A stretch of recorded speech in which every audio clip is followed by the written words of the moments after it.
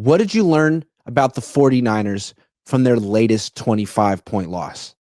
Okay. Well, I didn't learn, but it was reinforced that they're really not a very good team. They're mediocre at best. We knew that from early in the season, but the last two losses on the road really brought that home. And the other is, I'm not assigning blame. I'm not saying the Niners aren't trying, but Buffalo played harder. Mhm. They did. They played harder. They hit harder. They ran faster. They not only outplayed the 49ers, but they beat them up. Yeah, it And, was interesting after the game, someone asked Kyle Shanahan, like, seemed like a lack of physicality, and he's like, I didn't see a lack of physicality. We ran the ball well. Someone asked Kyle Shanahan, does this team still have the same fight that it had in the past? And he said, yeah, we still have the same fight. It's just we're not as good as we used to be. yeah. Now he tells us, right? Yeah. I thought we were supposed to take them seriously. Everybody around the league was taking them seriously, but I guess we were misinformed.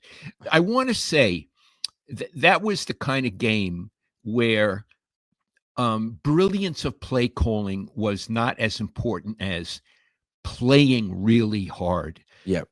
Let's say man to man, muscle to muscle, mano a mano, Big boy football. and big boy football. Buffalo played it and the 49ers didn't. No, That's the what I Niners were learned. doing cute stuff, handing off to the fullback. Yeah. Well, forget him. But in any event, you see what I mean. Yeah, what you call it, big boy football. And Yeah. sometimes it comes down to that. And it looked like the Buffalo was big boys and the Niners were the little kids who get scared in the playground and pushed around. Yeah. It seems like in an atmosphere like that, the way the Bills were playing, you could tell they're all in with their coach. Whatever his message is, it's still working. He got hired in the same year as Kyle Shanahan did. It didn't seem like Kyle Shanahan got his players up to play in that game. At least, I mean, they ran the ball pretty well, but other than that, they didn't do anything well in that game. No, they looked, I mentioned to you the other day, they looked as if Buffalo dismissed them. Yeah. Dismissed them. They didn't even really have to take them seriously. And again, I'm not saying that the Niners didn't mean to play hard. Of course they meant. And of course they wanted to win. But they really don't have what it takes. And in a game like that, where it's muscle against muscle, force against force, they really don't have it, Iggy. Agree. I think none of us expected the Niners to win this game. I don't think we expect them to lose by 25 either, but it was an interesting test for Brock Purdy, who still has a lot at stake this season. He's one of the few guys on this team who hasn't gotten paid yet and still has things to prove. And he went into Buffalo and he was awful. He was really bad. The ball slipped out of his hands. He threw an interception that was just terrible. That didn't even count. Could have counted. Are we learning new things about him? Okay, let me preface this by saying I still like him. Mm-hmm. I still like him as their number one quarterback, although I think they should be bringing in, maybe drafting a quarterback way high. Um, that was a tough game. So, in a way, I'm going to give him a pass just because it was awful. It was awful with all the snow and the wind and all that crap. I think he's a good quarterback. He may not be in the top 10 in the league. I would think he's probably not any longer in the top 10 in the league. We're beginning to see he may have limitations. His arm isn't that strong. Because of the offensive line can't defend him and Shanahan's game plan doesn't defend him, he's scrambling too much. That may not be his fault, but it's not how he should play.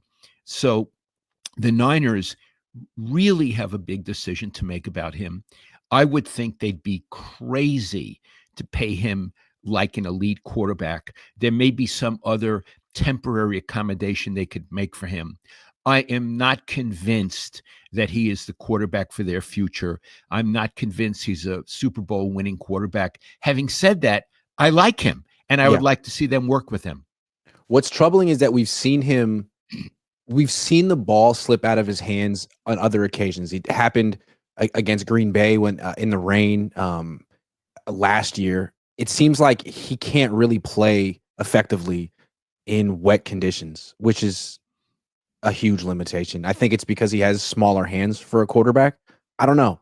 But if that's the case, I, I wonder what the Niners would offer him this offseason. I mean, I think it depends on what he does his last few games. But Well, yeah, these last few are very important for him and the team. yeah, like I at would the beginning of go ahead. Iggy, because we're going to talk about that later, right? Where the team let's hold that story, if it's Right. okay with you, for later. I would say also, I'm not convinced he was fully healthy against uh, the Bills. He's a very quick read, quick release guy, and again, I'm not in his shoulder. I'm not with the doctors. I'm not with anybody over there. I don't go there. He didn't look like he had the same quick release that I've seen before.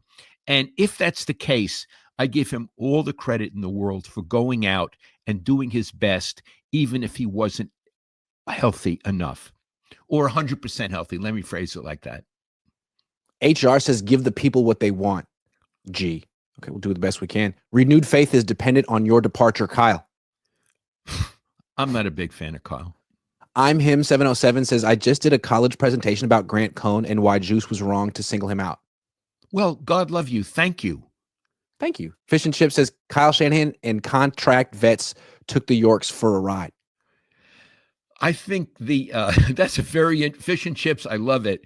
I would add, took him for a ride, but the Yorks happily got into the car. Yes, that's absolutely true.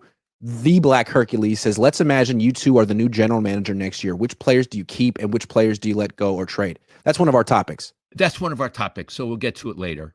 Yeah. But a good question.